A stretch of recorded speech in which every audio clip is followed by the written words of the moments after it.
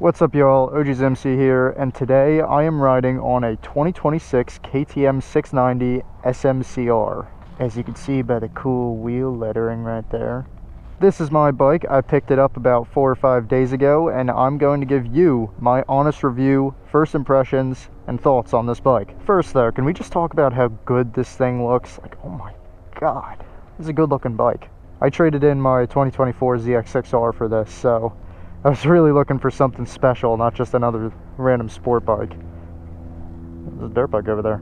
And boy, just looking at this, it redeems itself in my mind as a worthy trade for the ZX6R plus a couple bajillion dollars on top. Without further ado, let's get on this and start riding. No more oogling at it.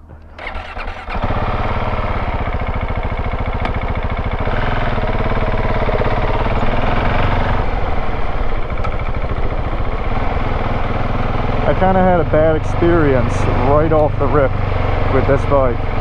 Hopefully I don't run over any nails back here. When I first got this, I put about 170 miles on it on the way home and just around town. And then the next day, I got laid off my job for a little bit. So I decided to ride it again.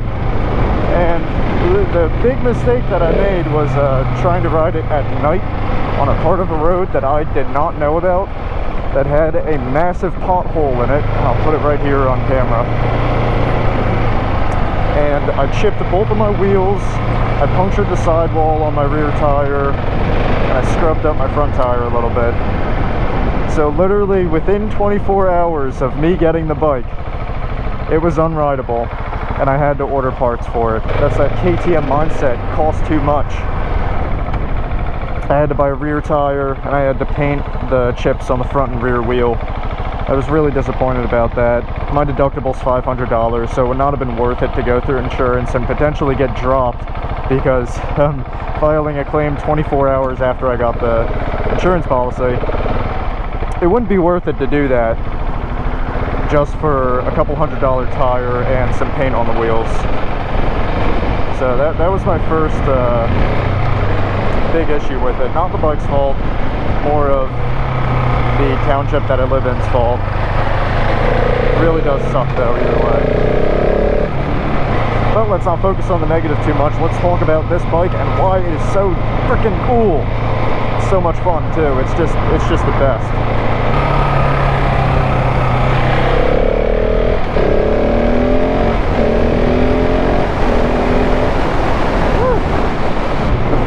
That I'm going to sing about this thing is that it is so light and flickable.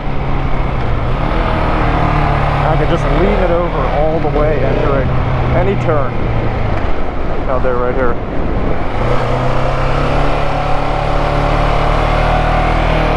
I can just lean it so far.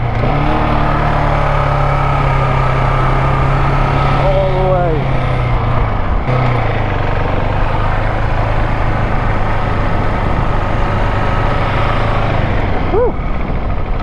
I would never be able to lean the ZX6R over that much, mainly because of rider skill, but also because it was a pretty heavy bike and it's made for long sweeping corners instead of little parking lot hooliganism like this, which is why I really like this bike, because it is just so fun around town. You don't have to worry about that sport bike mindset. Oh, I need to go find some twisties, bro. I can have fun in a full parking lot,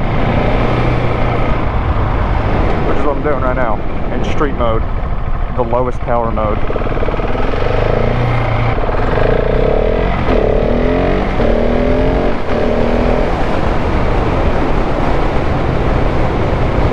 torque on this thing is insane. It just gets up and goes at any RPM.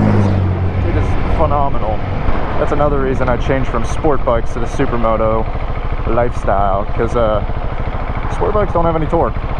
Hit the throttle at 4,000 or 5,000 RPM, you're not going anywhere. Woo!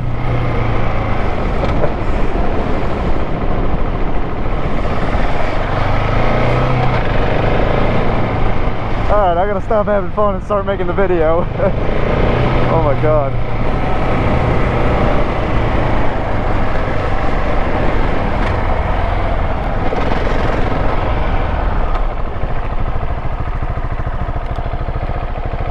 What a frickin' bike. Alright, let's talk about the electronics on this thing. So right now I am in street mode. You go over and you can go into ride modes. You can change your ride mode from street, sport, or track. Street is just all the controls are on, you're getting the lowest power mode. It's kind of babying it down for you, but it is still so much fun. I've been riding on street since I got it, pretty much. Then we have sport. The ABS is a little toned down on this. You could maybe do a stoppie or two. Here, let me go check. I also have the minimalist dash on the sport mode, which is really cool. Yeah, you can do a little bit of stoppies, but nothing much. And what's up? Give me a contact. I got my bike in there too, but I ain't riding because I just ordered a new trotter cable. Oh yeah? Yeah. Alright, like I was saying, the ABS on the sport mode is dumbed down a little bit. So you can kind of do stoppies, you can kind of skid the wheel, not the rear wheel. There we go, a little stoppie. You can do a little bit of sumo stuff, but that's kind of the in-between mode. Now you can change modes when you're riding. Go right here, go into ride mode, and then I can go down to track. You gotta let off the throttle though. Woo! Now track is where all the power's at. That kind of threw me back a little bit. I wasn't expecting it. Let's take this ride.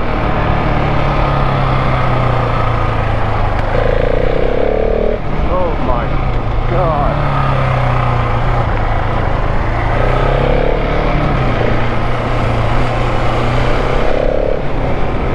So you can kind of configure your track mode however you want. I have when I'm just normally riding in track, I have the wheelie control set to very high. I have supermoto ABS, so I could slide the rear, and the front I could do stoppies on. A little demonstration for you because I'm a little bored. Do that, get a little, yeah. Oh man, only like 400 miles on this, and I'm already ripping it like that. I cannot wait to get good on this bike. There's no launch control on it, and I'm in the track throttle mode, so it's very responsive. Now, in this screen, you could actually turn the traction modes all the way up, or you could turn the rear traction all the way down and have no wheelie control and just all the power to the rear. You can slide the rear, you can do burnouts. I'm not going to do a burnout because I just put a brand new tire on from that pothole, but I'll do a little wheelie.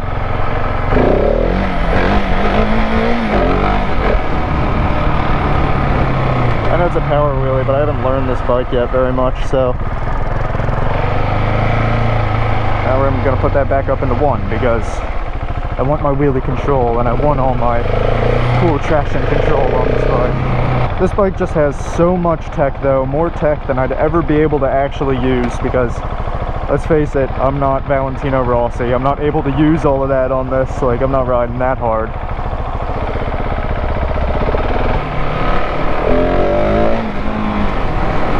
She's got a lot of tech, a lot of stuff. There's a cop. Hello. Now, I thought this bike would be really bad at off-roading since it has street tires, but it really isn't. It off-roads really well. It off-roads just as good as something with dual sport tires on it.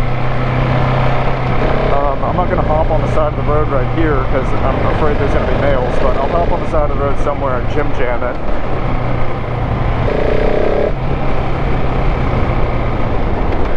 This just makes so much power on that low end. And even more when you get up to 5,000 RPM, your front wheel just picks right up. So much more usable power than like a sport bike or, I don't know, really anything I've ever ridden. This has just been the most fun, most usable power. Get all that torque. And then when you slam a bottle, you got all that suspension travel to save you.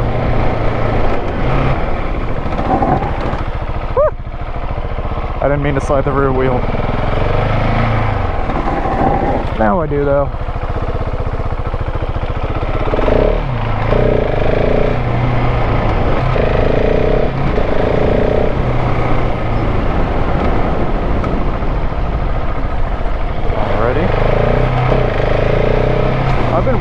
one of these bikes for a very long time, and once I saw that they did the whole tech update and they made it have 79 horsepower and 55 foot-pounds of torque, it's kind of hard to resist the temptation of buying it.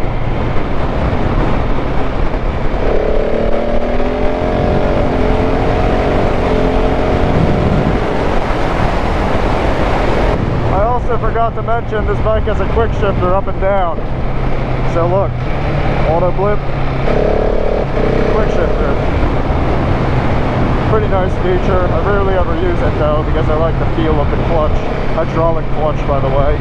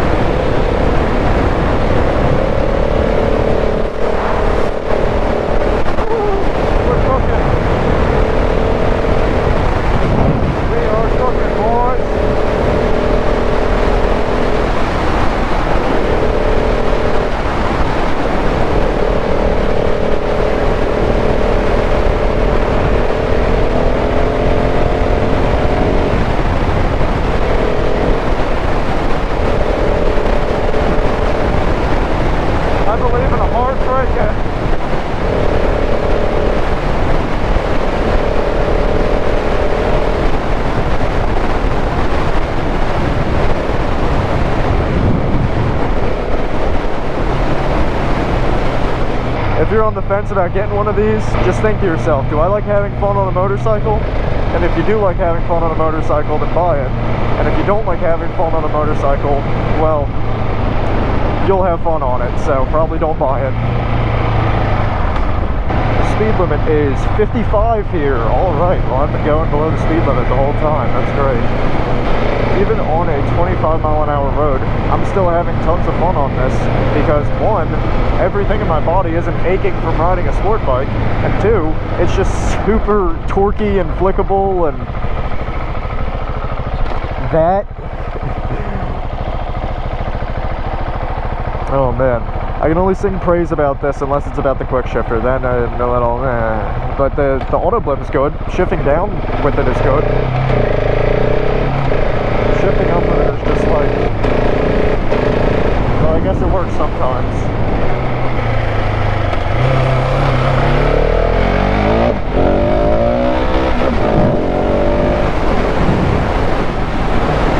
Oh, I'm so bad at using the quick shifter in a wheelie. I just keep my foot under the shifter, and when the bike brings me up, my foot hits it, and I'm just like, that was so bad, but I'm going to keep it in the video, just so you guys can see it will wheelie in a second. I could have done that so much better. I could have just like shifted with my hand up in the third. Wow, there's quite a lot of people here, and I wanted to do some low-speed circles.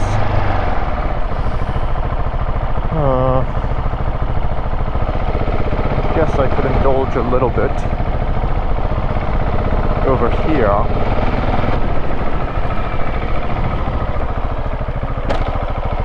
Little stoppy action.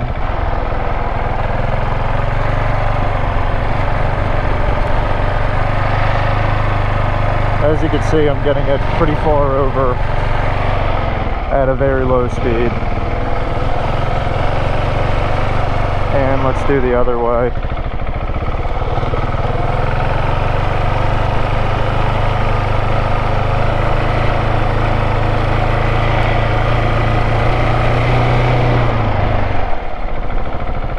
Kind of have to ease out the clutch, hold on the brake a little bit, you know, all the MSF stuff, but you can lean it pretty far over.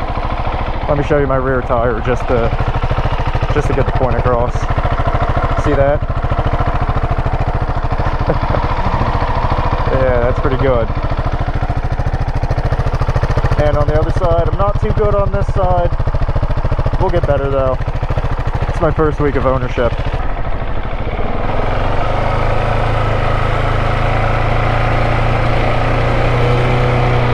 There we go. Some nice leaning over action. Low speed practice. stoppy. I need to get a better angle of this. It's so freaking lightweight. Just pick it up. Alright, what do I rate this out of 10? I rate it a 9 out of 10. There's some things that could be a little better. There's some things that I really like about it. What I really like about it is the suspension, the brakes, and the general feel of the whole bike. It's a very solid bike. I know a lot of people complain about the seat being hard. The seat feels fine. I rode like super far on it already. I've already done a few 100-mile trips. Feels fine. You know, that's not a big complaint. All those Euro riders have soft seats and plush ergonomics. Well, I come from dirt bikes and sport bikes, so this is pretty comfortable.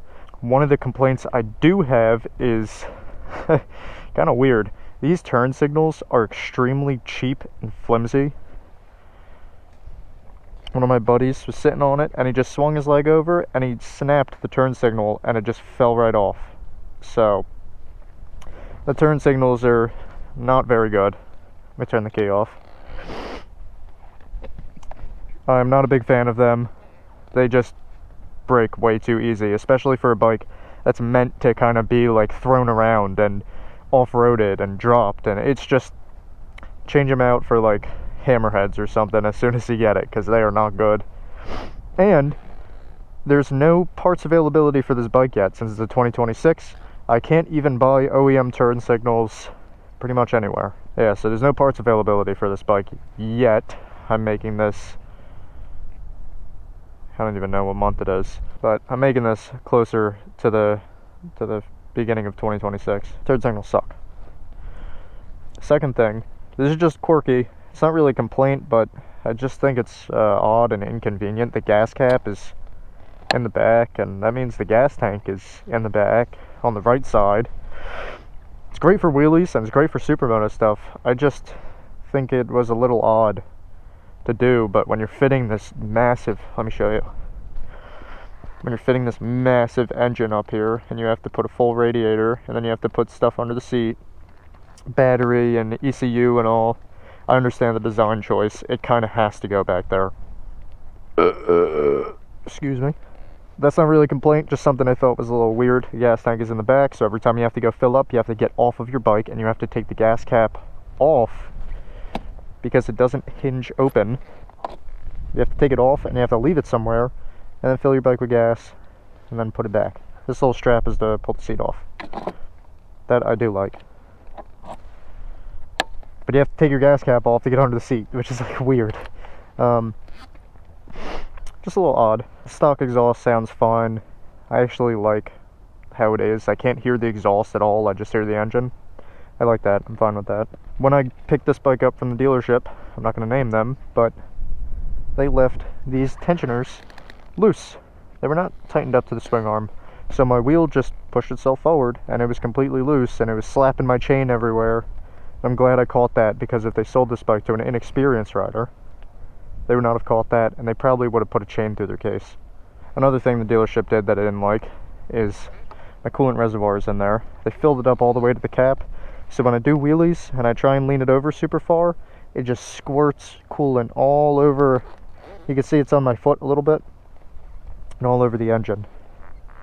I don't really like that too much, but that's also not KTM's fault, just like the swing arm. That was the dealer's fault. Some things I do like. I like all the stock controls it comes with. I'm not even thinking of changing the grips, levers, foot levers, foot pegs, anything. And they included these passenger peg block-off plates, which I did install because they look way better than the passenger pegs, and I'm not going to have a passenger on this bike. I like how they made the tail tidy on this. I actually don't mind this tail tidy. It looks fine. It just looks like a fender, like an enduro fender. I'll probably take these reflectors off and just keep that tail tidy, but it looks good. And I like that tail light. It's the same tail light that's on the 1290 SAR. And also, we can't forget about the looks. This bike looks so good. I mean, hell, even the mirrors on this bike look good. Like, everything on this bike looks great. There's nothing I could really complain about other than the things that I listed, and half of them weren't even KTM's fault. Really, the two things that I don't like about this bike is the turn signals and gotta walk around to find what I don't like. The gas cap's all weird. the quick shifter. Quick shifter works every now and then. You know, it's a KTM transmission. It kind of comes with it. My reflector on this side is gone. I have a reflector on this side, and it's not, I guess it fell off somewhere on that side. That's really weird. Huh. I have this bike for a week. It's already fallen apart. The turn signal broke. I had to replace the rear tire, the reflector. Jesus. I don't know what that is. But the quick shifter, you'll just be ripping it, and you'll get up in a second, and then the shifter will be like loose and wobbly, and it won't go up unless you let off the throttle and get back on the throttle, and then it'll go up. It's really odd. This bike also doesn't have hazards. Literally, just the little tiny things that are like an issue with this bike. And I'm fine with sacrificing teeny tiny issues for this amazing vehicle. I would not let anybody tell you that those issues are worth not getting this bike for, because it really is a phenomenal ride. I think that's all I have to say about it for now. Expect more videos with this. Let me know what kind of content you want to see with it. Do you want to see POV 4K 60 FPS pure sound, or do you want to see commentary riding videos, off-roading? I could off-road this, so that's something I didn't do today, and I said I was going to do actually. I might go to the track with it, so I'll make a video there, but just tell me in the comments what you want to see with it. See you all in the next one. Peace.